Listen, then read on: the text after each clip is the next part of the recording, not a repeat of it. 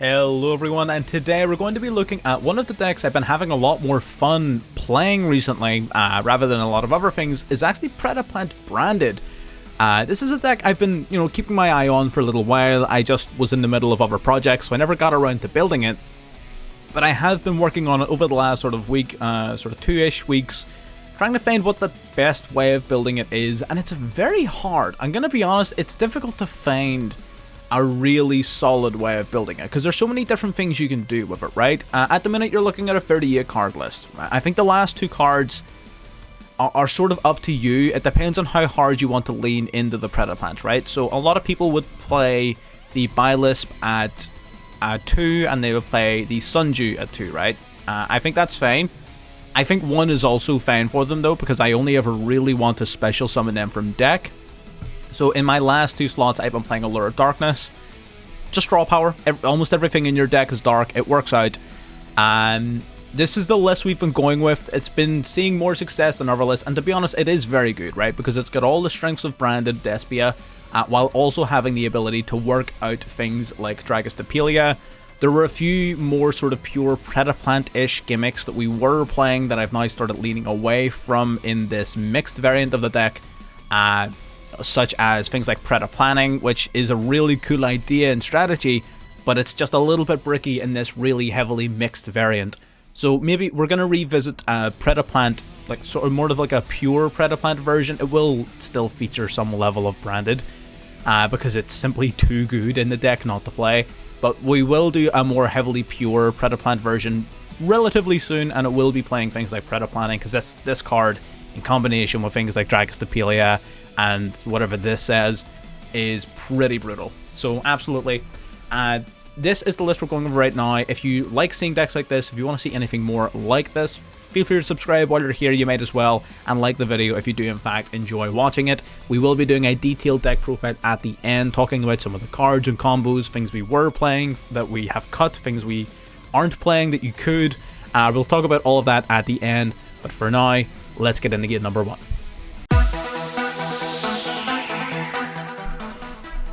Alrighty, so I believe that this guy actually scoops to us on the first turn here, so this is going to be more sort of just discussing some of the basic combos and plays and little bits of synergy. Now again, I'm not an expert, I haven't fully figured the deck out, but I have been playing it for a little bit now, and I feel like I have a really solid idea of how it works. So opening up, Branded Fusion, Keeper of Dragon Magic, Instant Fusion, all of these cards are virtually one-card combos. They just kick everything off. You're going to be sending your Stay Sailor Rumiran and your Albaz to the grave to summon your Albion the Branded Dragon.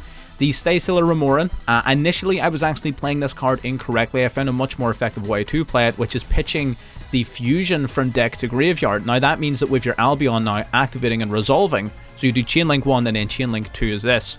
So it's Chainlink 2, your Predaplant Fusion is sent to the grave, and now as Chainlink 1, your Albion actually has the ability to banish the 2 monsters from grave to bring out your Mirror Jade, so you don't need to mess about with anything in the middle. You can, of course, if you have a card you want in the grave, go into Lebellion first and blah blah blah. But this is really, really good because you actually want to have fusion monsters on your field for fusion materials going into your Predaplants, especially dark fusions. So this is huge, right? And it also means you can abuse Albion a little bit easier with less cost. So we're going to go Keeper. Keeper searches Instant Fusion. This is the god card of Predaplants. You're able to go straight into their fusion monster, which will then search your deck for a Predaplant card. We grab Bylisp because it's a pretty good one to send to graveyard. This guy can then tribute a monster on your field to summon a Predaplant from deck. So you're going to summon Scorpio, which will then ditch the Bylisp that you've searched for to summon out the Darlington Cobra, which will search for any fusion or polymerization spell card from deck to hand, as well as triggering our Bylisp to add a Predaplant monster from your deck to your hand. So we're grabbing a monster, and we're also grabbing another fusion card, which could be Super Poly, which could be Branded Fusion, Instant Fusion, Regular Poly, it could be the Predaprime Fusion, it could be any number of things. Basically anything that includes polymerization or fusion in its name. Pretty nuts. We're going to go for our Bullfrogia. The frog here basically just acts as another copy of polymerization. That's why if for a while we had actually cut Poly, but we put it back in. So we're going Dragostapelia here using this, and again our opponent literally just realizes they can't win. We've got the Super Poly to combine something, a bunch of our monsters on their turn into our Trifovertum. we've got Polymerization for follow-up, we've got Max C, we've got a Banish, we've got Negates, we just got, and then our Albion, once sent to the graveyard, will search our deck for Branded Banishment, so we would have had another Fusion summon. So deck's pretty nuts. You got all sorts of plays and combos, it's really fun, and it's not like rigid in the same way that Branded Despia is. It's got a lot of flexibility. The Predaplants can play around in a bit of a circle. You basically just want to end that circle with Orpho Scorpio into the Cobra, into winning the game. That's basically how it works. Let's get into game number 2. Alrighty, getting into game 2 here. We are going second and our hand isn't the greatest here, to be perfectly honest. Our opponent's playing some kind of cool code talker thing. They're going to go into Link Disciple here using Dotscaper bringing itself back to link off into the Link Devotee, which our opponent now is going to activate the Devotee. Devotee gets tributed by Disciple, draw 1, send 1 back, as well as summoning out 2 tokens to their field. Now this is an old school strat we're seeing right here. They're going to go into Dagda. This is a pretty cool strat. We haven't seen this in a while. It's going to go into a second Devotee for some reason. I guess it does the same job as like Link Spider or whatever. But basically he needs it to... Oh, sorry, no. You're 100% right. It needs to be Link Devotee. Because when Link Devotee is summoned, this effect is a mandatory activation. Where for the rest of the turn, you cannot Link summon level Link 3 or higher. You need that to happen because Dagda then, in response to its activation, will set the artifact safe. I forgot that's the tech. It's been that long since I've played this strategy. Then you simply use your 2 leftover monsters, go in the Verte. Verte grabs the... basically enables the safe lock. I think our opponent does mess it up here though, right? I'm pretty sure, yeah, they pop itself, pop the Verte. That stops a Super Poly. Really good play. Fair enough. Especially against us. Branded Banishment's a pretty good play. We're going to go Cosmic in the standby phase to ditch the artifact safe. Luckily, we had the... Oh, no, sorry, we didn't have the counter. He had Lancia. It's been a minute since I played this game. He actually had the Lancia to stop our Cosmic Cyclone, which was pretty nuts. It means it basically fizzles. We still now need to compete with the safe lock. So, you know, it's not looking good for us. We go Fallen Balbaz here just to force him to use the DPE right now. This second, you have to do it. Otherwise, you're no bueno. You're not getting another chance. He pops the safe, pops the Albaz, and then he summons the safe out of the field. So very well played by our opponent here. It's putting us really on the back foot. But we knew this was going to happen. That's why we had the Branded Banishment. We really only needed this in the graveyard. And to force him to use his card, he's going to go Denier here. Denier, reset the Mali back into the deck so we can summon the Mali out to the field. Perfect plays from our opponent here. This is when we're going to go Banishment, right?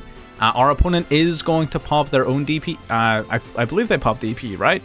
They do, yes. They pop their own DPE just to keep it safe from the Banishment. Good play. We summon out a Dark. We fusion with 3 into Trifovertum. Trifovertum's basically going to stop our opponent now from playing from the extra deck, because if they had to summon the monster from there, we would negate the summon. Trifovertum, of course, being a pretty damn good card. We're going to Super Poly. Again, we just Super Poly in the standby phase, right? We just want it as soon as possible. He cannot react to this card.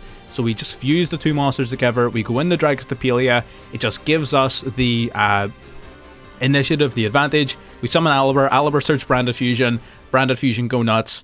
Easy wins. So yeah, we played against the counter matchup. He had Lancia. He had the full artifact safe, locking us out of our extra deck, which is sort of our entire shtick. So we had to play through the counter matchup, and we did get really lucky with the Super Poly top deck. I'm not gonna lie. It was extremely helpful. It wasn't ultimately like end of the world. Like, we didn't need to draw it, but it helped a lot, because even if we didn't, we summon Aliber. Aliber searches Branded Fusion into Lebellion. Lebellion fuses from graveyard and field, and graveyard and banish pile anyway. So even if he popped with the DPE, we still would have been able to go into Mirror Jade. And then what he activates once we summon Mirror Jade activates, banishes DPE. And yes, we may lose our Jade, but at the end of the day, his DP is then banished, and from then on, we sort of win the game. So Super Poly was not it wasn't absolutely necessary. We didn't win because of luck. We had plays, but it was a lucky top deck. So I'll give you that. But either way, let's get into the next game.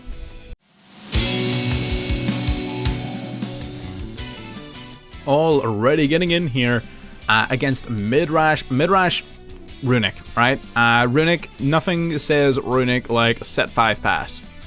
I don't know what to tell you. This deck is good and all. We draw in the double allure. Double allure is cool. We're going to activate, draw 2, banish the Fallen of Albaz. We're going to draw 2 again off of the Allure of Darkness. We're going to banish, I think, yeah, the Orphos here because we've got another one in deck and you don't really want to normal summon it. We normal summon the Alibur. Alibur gets negated. We have a rough old time against Runic. It is unfortunately one of the more popular decks on the ladder at the minute. Simply, at least at Diamond 1. Beneath Diamond 1, I didn't really see it a lot often, but in Diamond 1, it's freakishly common, especially considering how boring it is to play, right? I would think if you've got freedom to play whatever deck you want, you would choose something fun. Either way, we're going into our fusion monster, summons out Orphos, Orphos summons out Darlington, Darlington grabs the branded fusion. Like we said it could, we're going to go into the Bullthrogia. He's going to use his Runic Destruction to pop the Bullthrogia. That is Fen, or Buff, old, whatever the hell that says, the frog. Okay, Runic Fountain then, grabbing 2, drawing 2. Man, the Runic Fountain is broken. That card needs to go to 1. It needs like maybe 2, but that needs hit. Right, we're going to Branded Fusion into Albion. Albion fuses the Predaplant Fusion plus Albaz into Lubellion. Lubellion then discarding 1 to fusion summon yet again, shuffling 2 back into the deck to bring out the Mirror Jade. We needed to do Lubellion first because we play 2 Fallen of Albaz in the deck. We have 1 in our graveyard, I believe. And we had, we had 1 in the Banish pile and we had 1 in the graveyard. So we needed to shuffle at least 1 of them back into the deck so that if we draw into Branded Fusion again, it's playable. Our opponent wasn't able to stop this attack here. He is able to stop the Mirror Jade, but he's not able to stop the Albion, so we do get some damage across board, but it's not a lot. We're going to send our second Albion to grave to banish our Darlington Cobra, just so we can trigger this guy to grab ourselves Branded Banishment. We were aiming for Branded in red to go into our Chimera to get some pops, but it's been banished. So what do you do? We've got 14 cards left in deck. We definitely don't surrender this game. We're going to keep on pushing. We're going to see what we can do. Yes, it may be a hard one to win. It may not even be possible to win, but we are definitely going to go for it. Our opponent's going to go Runic Tip here. Runic Tip searches for Runic Dispelling, banishing a top card of our deck. They banish a Veiler, that's whatever. They go Golden Droplet, banishing the top 4 of our deck to let us draw 1. Runic Dispelling, dropping 1 out of our hand and banishing another 1. So it's rough. They just banished like 6 cards out of our deck. We're currently sitting at 6. No, they banished even more than that. They're going to banish another 3 to basically just make one of our cards indestructible. Draw 3, activate Runic Fountain, and then this gives them the options to draw another 3 cards. But at this stage, they've milled out our whole deck. I'm just going to hit the fast forward button here. But yeah, that's GG's. Game over. End phase comes, our draw phase comes around, and we can't draw a card. Sometimes you just can't win. The deck isn't really set up to play against Runic. It is something to consider, but there's no way to hard bake in a counter to Runic without sacrificing the integrity of the entire deck, right? Which is unfortunate because it's a very good deck. Now, there are certain things the deck can do to help itself. For example, Branded in red Chimera can pop, which isn't very easy to set up, at least not on demand, so it's not a very good way of doing it. Your Trifle Vertum can negate extra deck summons, and because it negates the summon, the monster never gets the chance to activate its effect, which will essentially drastically reduce their ability to search for their field spell if they don't already have it.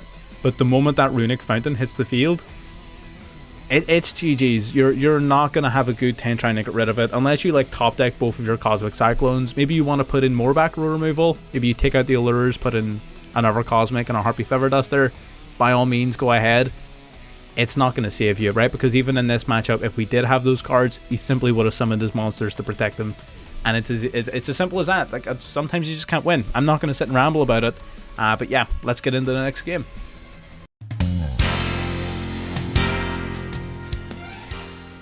Already, 4th and final game here, going second against a Labyrinth. So Ariana's going to open up the game with the Stovey, ditching the Backjack to the graveyard as well. So quite a powerful opening run here, setting Welcome Labyrinth straight from their deck. Ariana then is going to grab them the Labyrinth from their deck, their field spell, as well as the Absolute King, changing the order of cards on top of their deck. Set 1 more and pass back to us. So this is not exactly a weak board from our opponent. especially considering I open up with that Maxi. We're going to go branded opening here, chain it to the Maxi just to see if we can get anything off here. We're going to summon Alibur the Jester of Despia out to the field. Alibur then going to search our deck as well as Tragedy searching our deck. So we get a couple of free searches here. We're going to grab our Ad Libitum as well as, I believe, Branded Banishment, because we already have Fusion and Branded in red in hand. We're going to summon our Fallen of Albaz using its effect, ditch the Ad Libitum to fuse together our monster and his. Going into the Starving Venom Fusion Dragon, we just go Battle Phase, swing for 28, and we pass it back to our opponent here after setting 2. Compulsory Evacuation Device bouncing us back to deck, but it's at this moment here. Welcome Labyrinth activates. This is why we kept the Cosmic in hand. I'll actually tell you exactly what happened here, because it was a bit of a play, right? So whenever your opponent has an activatable card in their back row, right, and you have your toggle on, your opponent gets a chance to respond at every opportunity that you do or you otherwise would have. So what we did is we went toggle on end of main phase 2, right? And at the end of main phase 2, your opponent gets the opportunity to use their cards. If you had your toggle off, normally it would have just skipped straight to end phase and then they would get their chance. So by turning the toggle on, if they're not paying attention, they're going to activate their cards as if it is the end of the turn. So that's what we did here. We tricked them into thinking it was the end phase. Then we're going to go Cosmic Cyclone here as he just triggering off all his cards as if it's the end of the turn. We're going to banish the field spell, which is going to stop him from popping our cards. He's going to summon his lovely Labyrinth. That's fine. But now, because we've tricked him into doing that, he does get to, I believe, what do? You destroy a card at random. Either one on the field or one in our hand. That's fine. He thinks the one in our hand is useless because we didn't set it. And again, he was convinced this was the end of the turn, but it's still our main phase. We now get the opportunity to simply continue playing. He's going to store Stovey's going to set another Welcome Labyrinth, but it doesn't matter. He's just playing cards. We are going to Branded Fusion here. Branded Fusion into Albion. We know he has Maxi, but we're still trying to just set something up for our opponent's turn.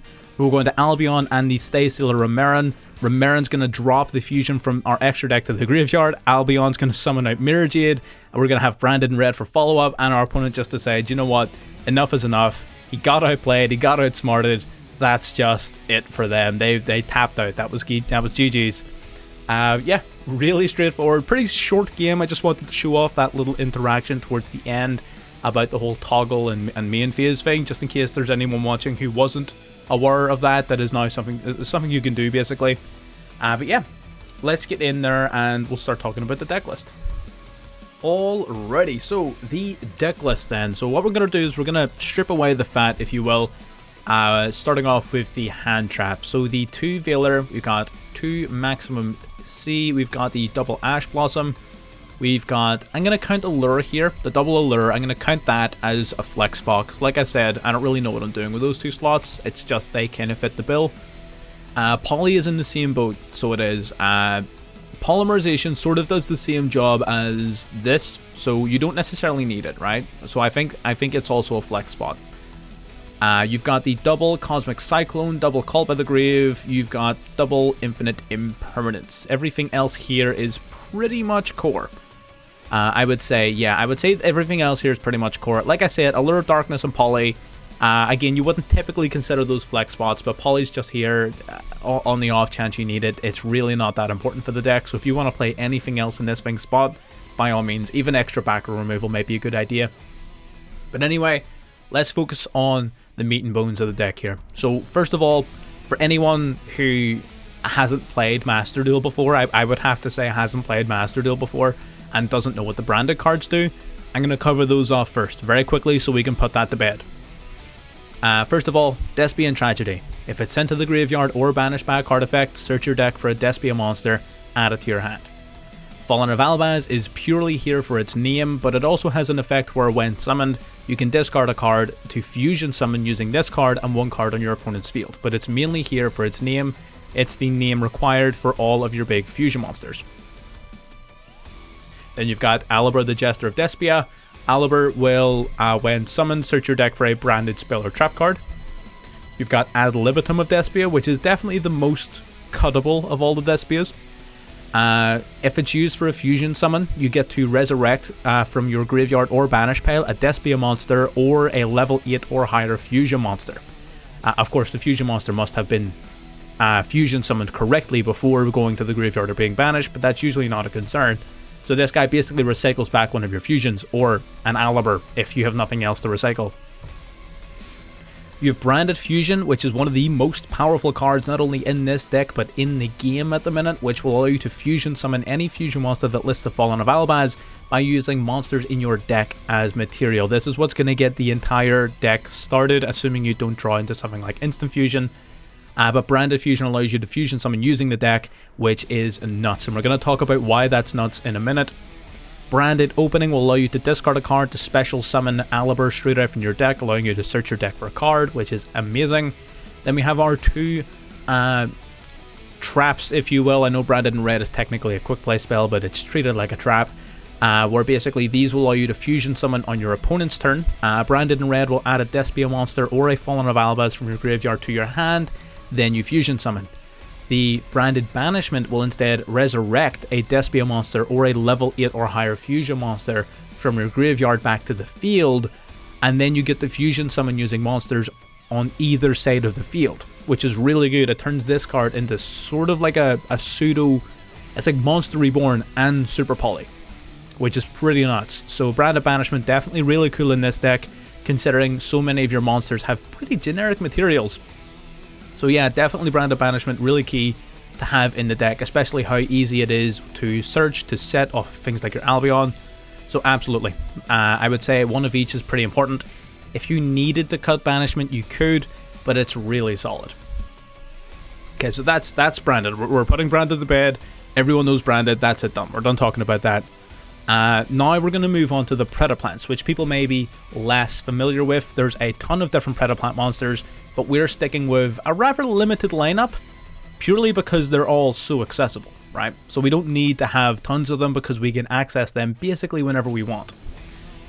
We're starting off with Biblisp, which is probably one of the better ones. Basically, when this card is sent to the graveyard under virtually any circumstances, you'll search your deck for a Predaplant monster and add it back to your hand.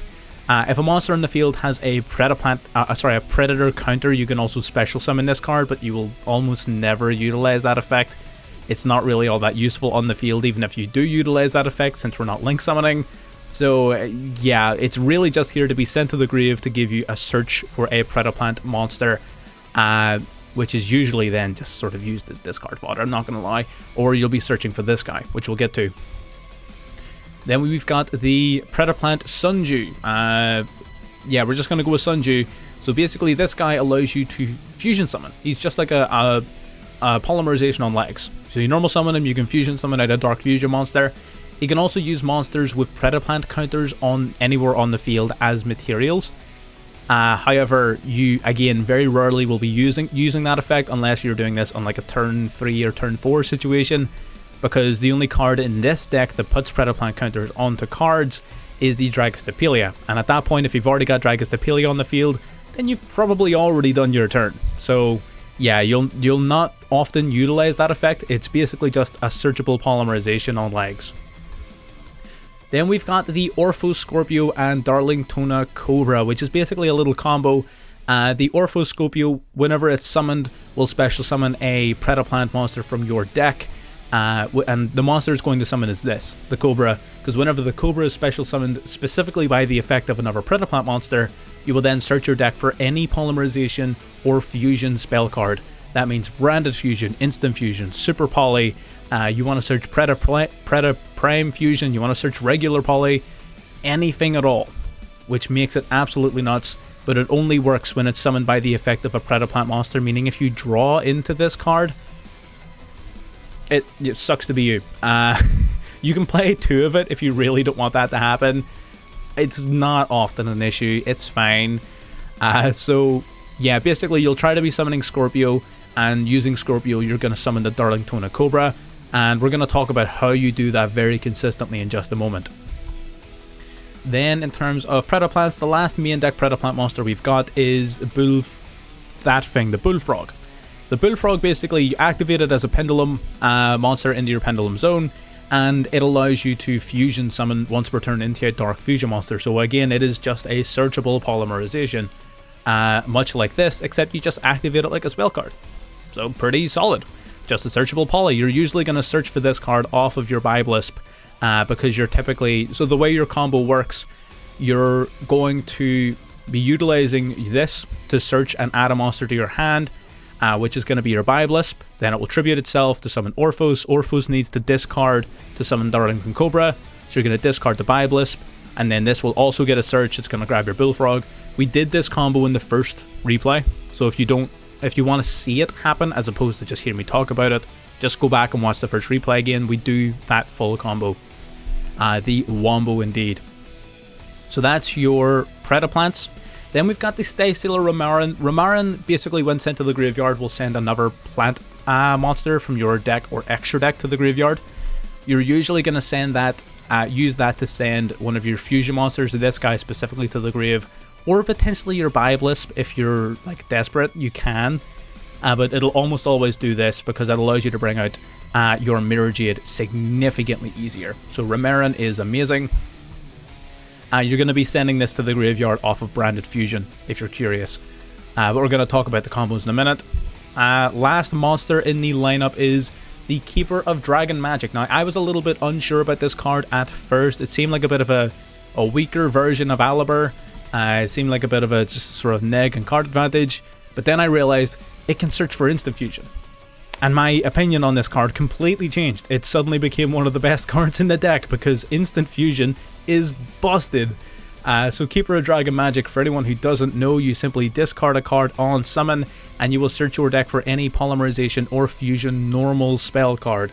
No searching for Super Poly, I'm afraid, but you can search for instant or branded fusion.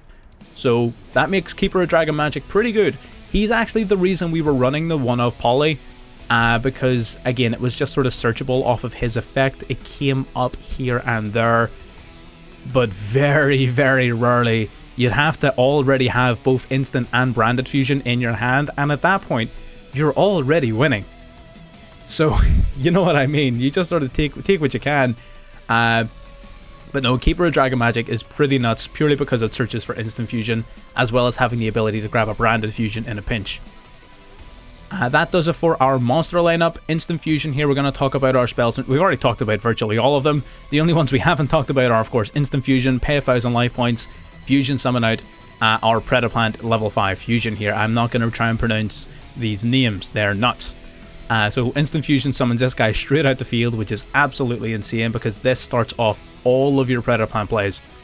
And then we have Super Poly, which is searchable off of the Darlington Cobra, which is insane. Is usable for virtually all of your fusion monsters because they all take generic materials, which is also incredible, and is generally just a really good card, especially going second. Absolutely busted. So yeah, that's the main deck. It's really the main deck itself. There's not a lot going on. It's rather easy to grasp. Your combos are usually just how quickly can I get into my branded fusion, how quickly can I get into my instant fusion, and pretty much then you've got the mini little Predaplant engine. So it's pretty straightforward. It's basically just how can I get in the instant and branded fusion. That's it.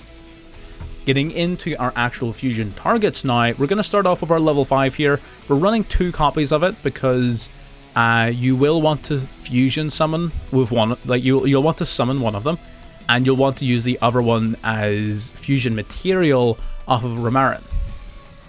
So that's why we're running 2. So if he's fusion summoned, you will add a Predaplant monster or Predaplant spell or trap card from your deck, graveyard, or extra deck to your hand. That is useful for grabbing your Biblisp because you will need it as discard fodder for the Orpho Scorpio later on, because his second effect allows you to tribute a monster on your field, or any monster on the field that has a predator counter. So technically, if you've already got Dragostapelia, you can give their monster a counter, and then your Predaplant fusion can tribute their monster instead, which is kind of neat. It almost never comes up because, like I said, you're already winning at this point. So yeah, usually you're just going to tribute one of your own monsters, be it himself, be it Keeper of Dragon Magic that you summoned, be it an Alibur, whatever it is. You're going to tribute something, and you're going to special summon a Predaplant monster straight from your deck. You're going to summon your Orphos Scorpio. Scorpio is going to discard the Biblisp that you searched for to summon Darlington Cobra. Cobra is going to search your deck for super poly. It's going to search your deck for branded fusion. It's going to grab whatever you need, and then you're just going to combo. So this guy is pretty incredible. He has an additional method of extending in, putting loads of materials on board and engrave, while also searching out additional fusion cards or big time board breaking interruption. Incredible card. Starving Venom is here purely because its materials are super generic. Any 2 dark monsters on the field, that's pretty much it. Dragostapelia is one of your main methods of interruption, so you're going to fusion summon him using any fusion monster and a dark monster, which you will virtually always have as part of your main combo, because your main combo is typically branded fusion into Albion, Albion then into Mirror Jade, and then you're going to have an Albion on the field as well as any other monster to go into Dragostapelia. Pretty straightforward. So Dragostapelia, you're going to summon it all the time. It's your main form of interruption. You may actually want to bump this up to 2. You may want to cut Titaniclad and bump this up to 2, right? Titaniclad, I don't see a way to really trigger it very super consistently. I love having it as a backup option, but it's not needed. If you don't have it, don't worry about it. The Dragostapelia I'm all over the place because this deck is just so nuts. It's because the deck has such impressive cohesion, it's hard for me to talk about one part of it without referencing another, right? It's super difficult because everything goes together so well. With Dragostapelia, target a monster in your opponent's field, give it a Predator counter. Anything with a Predator counter has its level changed to 1, which sounds like nothing, but you need to think about what that means. Sword Soul, you're crushing them, they can't synchro summon. Math Mech, they can't exceed summon. So by changing their levels, you're really messing up their plays, trust me.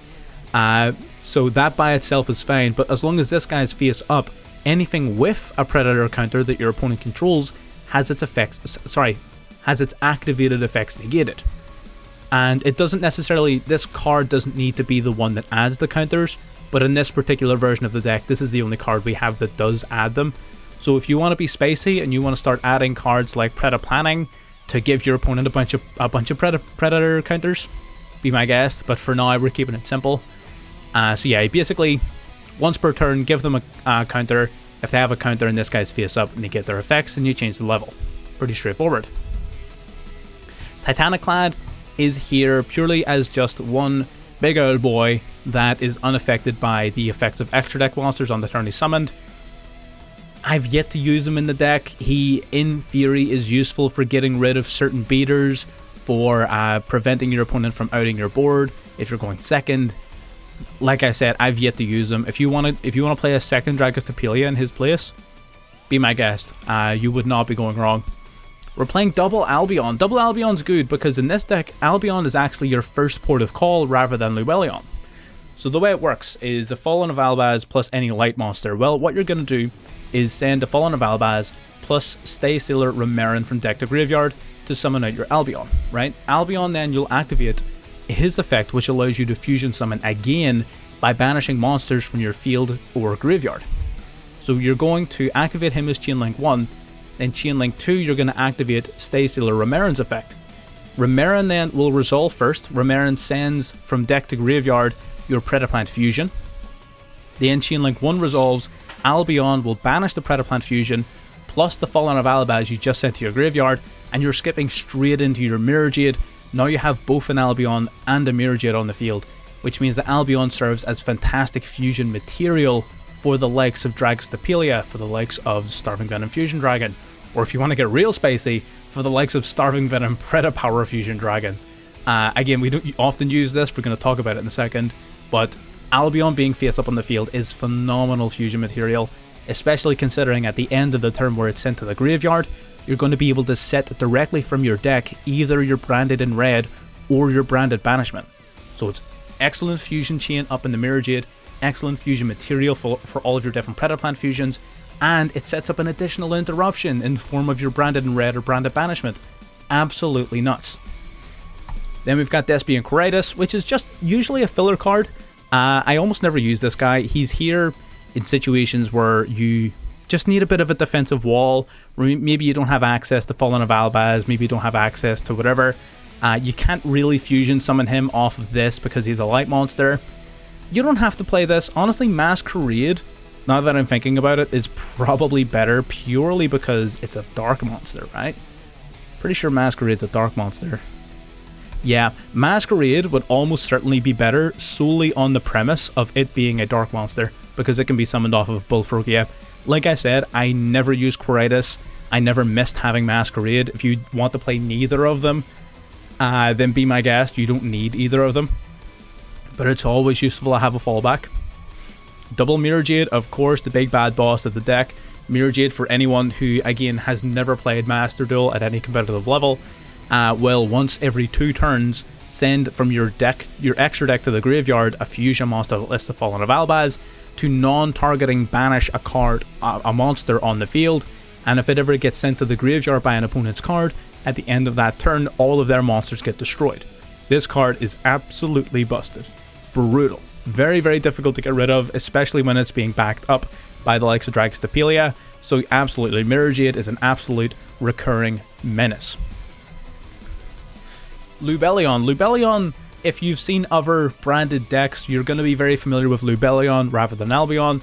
This is normally the one that other decks would summon. We're only playing it at 1 because we don't really use it that often. When fusion summoned, it has an effect very similar to Albion in that it allows you to fusion summon, except instead of banishing from field and graveyard, it returns from field, graveyard and banish pile back to deck in order to fusion summon. And it's very useful to have at least 1 copy, because if you ever get rid of all your Fallen of Albaz, it's always useful to be able to utilize them to go back into another. Now he's not nearly as useful as Albion in this deck, purely because 1, he's light. That's the biggest thing, right? Him being light does limit his utility in terms of going into certain fusion monsters. The shuffling back of cards isn't necessarily a large deal in this deck either, especially considering you can simply fusion summon using cards like this. So it's often not that big a deal, but I would recommend playing it at least 1 for sure. Alba Lunatus is purely here.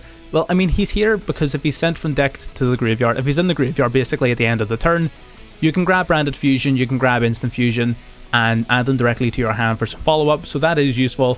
But he's primarily here as a counter to Dragon Link, right?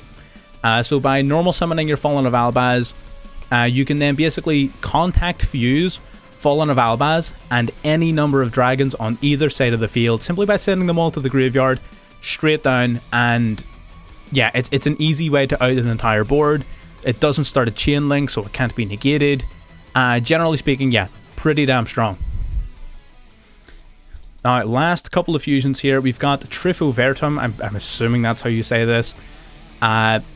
Requires 3 materials. This guy's most useful for the fact that he requires 3 materials, because you will usually use at least 2, maybe 1 of your opponent's cards as material, alongside 1 or 2 of your own.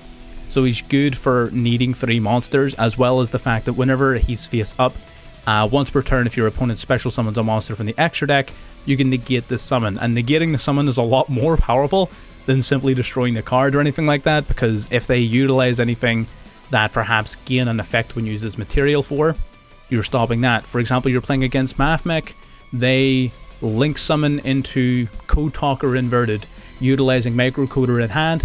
Well, if you negate the summon of Code Talker inverted, their Microcoder then doesn't get to use its effect that says when used as link material for, because it was never used as material for a link summon, because the link summon never happened, it was negated.